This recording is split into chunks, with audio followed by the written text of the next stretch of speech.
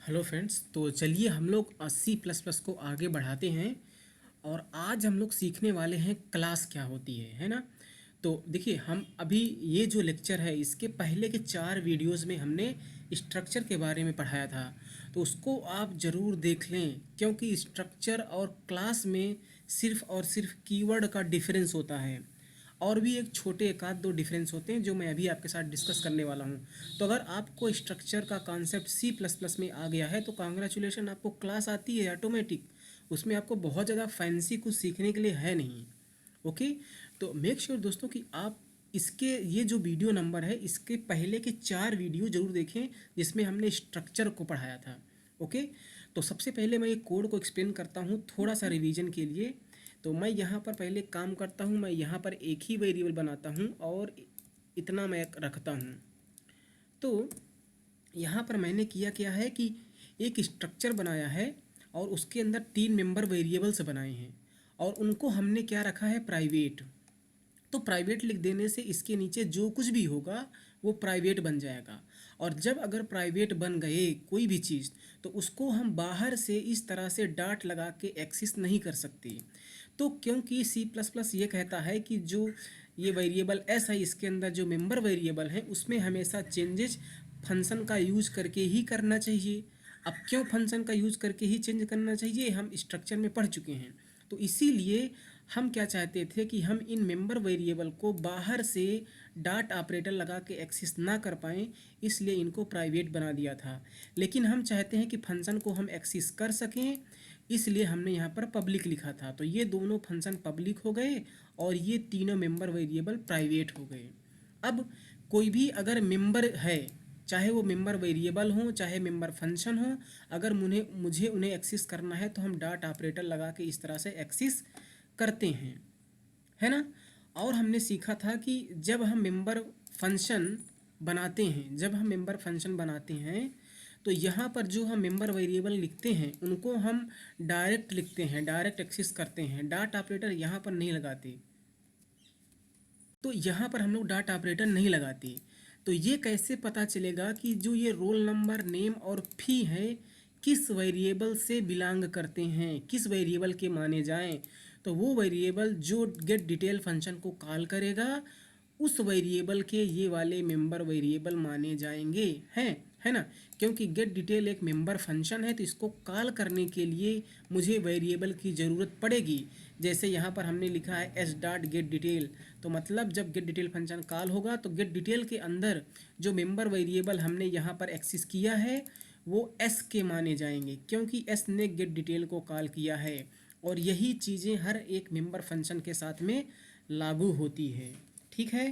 अब एक बात हमने और सीखा था कि अगर हम यहाँ पर प्राइवेट या पब्लिक ना लिखें तो जब हम स्ट्रक्चर बनाते हैं तो बाय डिफ़ॉल्ट उसके सारे के सारे मेंबर पब्लिक होते हैं, और अगर हम लोग पब्लिक होते हैं तो उनको हम बाहर से एक्सेस डाट लगा करके कर सकते हैं, है ना। तो अब हम लोग सीखें कि क्लास क्या होती है।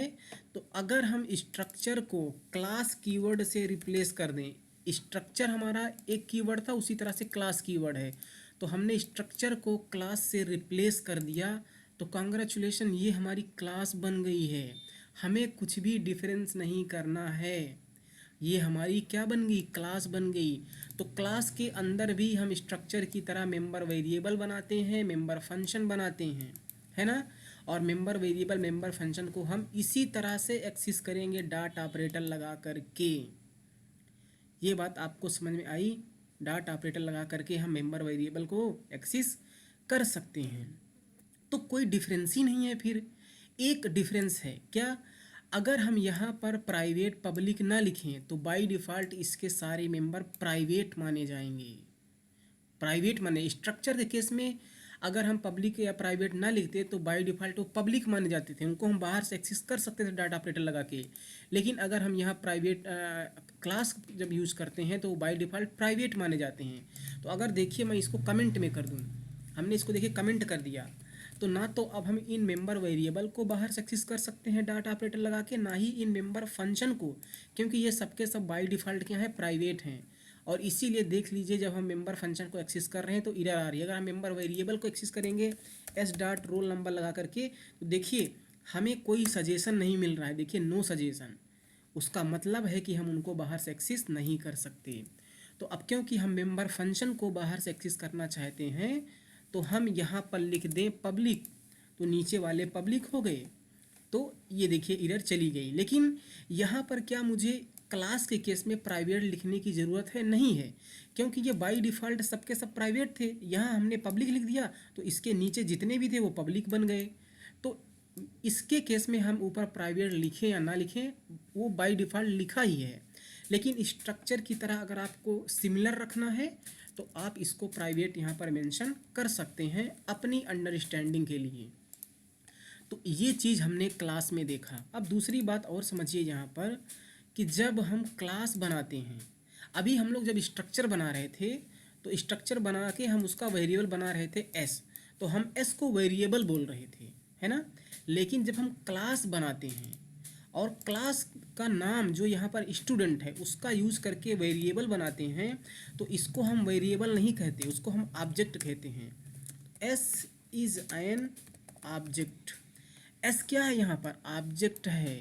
तो एस को हम बोलेंगे ऑब्जेक्ट, वेरिएबल अब हम एस को नहीं बोलेंगे।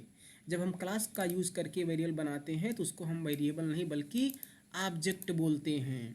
तो अब फिर से यहाँ पर समझिए कि एस जो है ऑब्जेक्ट है, वो गेट डिटेल फंक्शन को कॉल किया है। तो जो भी मेंबर फंक्शन होंगे उनको कॉल करने के लिए मुझे ऑब्जेक्ट की ज़रूरत पड़ती है, हम ऐसा बोलेंगे। क्योंकि अगर मेंबर फंक्शन है तो उसको हम बिना डॉट लगाए कॉल नहीं कर सकते, है ना, उनको हम बिना डॉट ऑपरेटर लगाए कॉल नहीं कर सकते। तो अगर उनको कॉल करना है तो मुझे एक ऑब्जेक्ट की ज़रूरत है। और जब हम ऑब्जेक्ट बोलेंगे तो इसका मतलब समझ जाना है आपको कि हमने क्लास का यूज़ करके एक वेरिएबल बनाया होगा और उस वेरिएबल को हम ऑब्जेक्ट बोल रहे हैं। तो यहाँ पर फिर स्ट्रक्चर और क्लास में ज़्यादा डिफरेंस नहीं है ना। तो मैं इसको एक बार सेव कर देता हूँ और मैं इसको रन कर देता हूँ। ओके, तो यहाँ पर देखिए हमारा प्रोग्राम रन हो रहा है। और अब आगे जब भी हमें वेरिएबल्स की ग्रुपिंग करनी पड़ेगी तो हम लोग क्या करेंगे? स्ट्रक्चर नहीं बनाएंगे, हम लोग हमेशा क्लास बनाएंगे। ये देखिए हमारा यहाँ पर जो भी डेटा हमने इंटर किया वो प्रिंट हो गया है। अच्छा, ये 2 बार हमने रन कर दिया था तो हमारा ये प्रोग्राम 2 बार रन हो गया। ओके, तो ये देखिए हमारा बन गया क्लास। अब एक चीज़ आप और यहाँ पर समझिए, इस बात को आप हमेशा ध्यान रखना कि जो मेंबर वेरिएबल हैं उनको हम डॉट ऑपरेटर लगा के ही कॉल करेंगे, यानी कि उनको कॉल करने के लिए हमें ऑब्जेक्ट की ज़रूरत है। तो मेंबर फंक्शन को कॉल करने के लिए हमें ऑब्जेक्ट की ज़रूरत पड़ती है। लेकिन अगर मान लीजिए कोई हमने सिंपल फंक्शन बनाया है, लेट्स से फन, इस तरह से हमने फन बनाया है ना, तो क्या ये फन मेंबर फंक्शन है? नहीं, ये मेंबर फंक्शन नहीं है। ये मेंबर फंक्शन इसलिए नहीं है क्योंकि इसको हमने अपने क्लास के अंदर नहीं बनाया है। तो ये एक नॉन मेंबर फंक्शन है। क्या है? ये एक नॉन मेंबर फंक्शन है। और अगर नॉन मेंबर फंक्शन है तो उनको हम डायरेक्ट कॉल कर सकते हैं। मैं सी आउट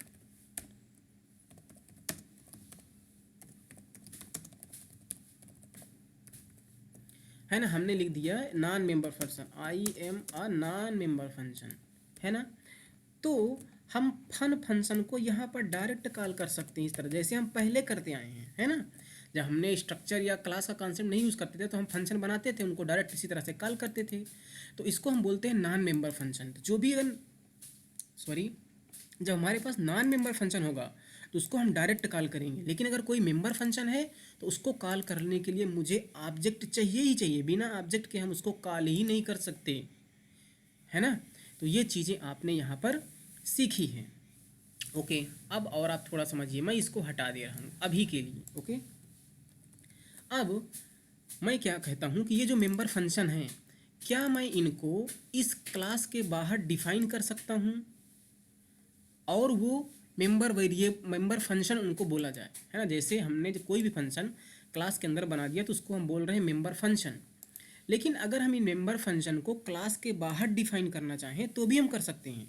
क्लास के बाहर हम डिफाइन करेंगे लेकिन हम उनको बोलेंगे मेंबर फंक्शन। कैसे? देखिए, क्लास के बाहर अगर हम कोई भी इस तरह से फंक्शन बना देते हैं जैसे अभी हमने बनाया था तो उसको हम बोलते हैं नॉन मेंबर फंक्शन। इस तरह से हम बोलते हैं ना, अभी हमने बनाया था ना एक नॉन मेंबर फंक्शन, तो क्लास के बाहर जब भी हम कोई फंक्शन बनाते हैं उसको हम बोलते हैं नॉन मेंबर फंक्शन। लेकिन अभी मैं क्या बोल रहा हूँ कि मैं इस फंक्शन को बाहर डिफाइन करूँगा इस फंक्शन की तरह, लेकिन उसे बोला जाएगा मेंबर फंक्शन। तो उसको करने के लिए क्या करना पड़ेगा कि इस फंक्शन को पहले मैं क्या करता हूँ, यहाँ से कट कर लेता हूँ और इसको मैं बाहर पेस्ट कर रहा हूँ। अब आप ध्यान से देखना, अब ये फंक्शन हमने डिफाइन किया। अब अगर मैं चाहता हूँ कि ये वाला फंक्शन हमारे इस क्लास का मेंबर फंक्शन माना जाए, तो सबसे पहले मुझे इस फंक्शन को इस क्लास के अंदर डिक्लेयर करना पड़ेगा। ये देखिए हमने डिक्लेयर कर दिया। फंक्शन को किस तरह से डिक्लेयर करते हैं ये हमें पता है, इस तरह से हमने फंक्शन को डिक्लेयर कर दिया। अभी एक काम और करना है, अगर आप चाहते हैं कि ये वाला फंक्शन जो बाहर हमने बनाया है लेकिन ये माना जाए मेंबर फंक्शन, तो उसके लिए आपको दो काम करना है। पहला काम, उस फंक्शन को आपको इस क्लास के अंदर डिक्लेयर करना है। दूसरा, जब आप इस फंक्शन को बाहर डिफाइन कर रहे हैं तो डिफाइन करते समय आपको इस मेंबरशिप लेबल लगाना पड़ेगा। आपको क्या यूज करना पड़ेगा डिफाइन करते समय? Membership label. और मेंबरशिप लेबल क्या होता है, आपको क्लास का नाम यूज करना है। क्लास का नाम क्या है? स्टूडेंट। और मेंबरशिप लेबल हमेशा फंक्शन के रिटर्न टाइप और फंक्शन के नेम के बीच में लगाएंगे। तो मेंबरशिप लेबल लगाने के लिए आपको लिखना है क्लास का नाम और डबल कॉलन, इस तरह से लगाना है। समझ बात आई? तो अगर आप कोई फंक्शन क्लास के बाहर डिफाइन कर रहे हैं और आप चाहते हैं कि वो फंक्शन हमारे जिस भी क्लास का मेंबर फंक्शन आपको बनाना है, तो इस मेंबर फंक्शन को आपको इसके अंदर डिक्लेयर करना पड़ेगा और डिफाइन करते समय आपको यूज़ करना पड़ेगा मेंबरशिप लेबल, जो कि क्लास का नाम है, और डबल कॉलन। और ये हमेशा फंक्शन के रिटर्न टाइप और फंक्शन के नेम के बीच में ही रखना है। पहले यहाँ पर रोल नंबर नेम में एरर आ रही थी, लेकिन जैसे हमने मेंबरशिप फंक्शन लगाया देखिए हमारी एरर चली गई है ना। तो एक मेंबर फंक्शन को हमने क्लास के अंदर बनाया है, एक को बाहर बनाया है, लेकिन ये माना जाएगा मेंबर फंक्शन। तो जब इसको हम कॉल करेंगे तो हमें डॉट ऑपरेटर चाहिए लगाना पड़ेगा। मतलब इस फंक्शन को कॉल करने के लिए मुझे ऑब्जेक्ट चाहिए ही चाहिए, क्योंकि ये भी एक मेंबर फंक्शन ही है, भले ही हमने इसको क्लास के बाहर डिफाइन किया है। तो देखिए वही काम फिर से हो रहा है, द गेट डिटेल फॉर्म, सब कुछ वही सेम रहेगा, है ना। अगर मैं इसको यहाँ से रन कर देता हूँ तो फिर देखिए हमारा प्रोग्राम उसी तरह से सेम टू सेम आउटपुट देने वाला है। 7075 नीरज 5.6, देखिए हमारा डिटेल यहाँ पर प्रिंट हो रहा है ना। इसी तरह से अगर आप चाहें तो आप इस फंक्शन को भी बाहर डिफाइन कर सकते हैं। डिफाइन करने के लिए आपको बाहर ये लगाना है, पहले तो इसे बाहर डिफाइन करना है, और डिफाइन करते समय आपको लगाना है क्या? Membership label. और उससे पहले इसे करना पड़ेगा डिक्लेयर। तो जैसे यहाँ पर इसको भी हमने डिक्लेयर कर दिया, और ये मेंबरशिप लेबल यहाँ कॉपी करके हमने इसके रिटर्न टाइप और नेम के बीच में पेस्ट कर दिया। जैसे हमने पेस्ट किया आप देखना एरर हमारी चली गई, है ना। तो इस तरह से आप मेंबर फंक्शन को चाहे बाहर क्लास के बनाएं या अंदर बनाएं। बाहर बना रहे हैं तो आपको दो चीज़ें करनी है। कौन सी दो चीज़ें? हमने आपको बता दिया। अब इस फंक्शन को ना तो हमने किसी क्लास के अंदर डिक्लेयर किया है और ना ही डिफाइन करते समय मेंबरशिप लेबल लगाया है, तो ये एक नॉन मेंबर फंक्शन है। और इसको कॉल करने के लिए हमें किसी भी ऑब्जेक्ट की ज़रूरत नहीं है, हम डायरेक्ट इसको ऐसे फंक्शन कॉल नॉर्मल तरीके से कर सकते हैं। ओके, तो मेंबर फंक्शन को बाहर किस तरह से डिफाइन करते हैं, आई होप आपको ये भी समझ में आया होगा। तो मैं इसको हटा दे रहा हूँ अभी। Okay, so thank you so much, bye bye.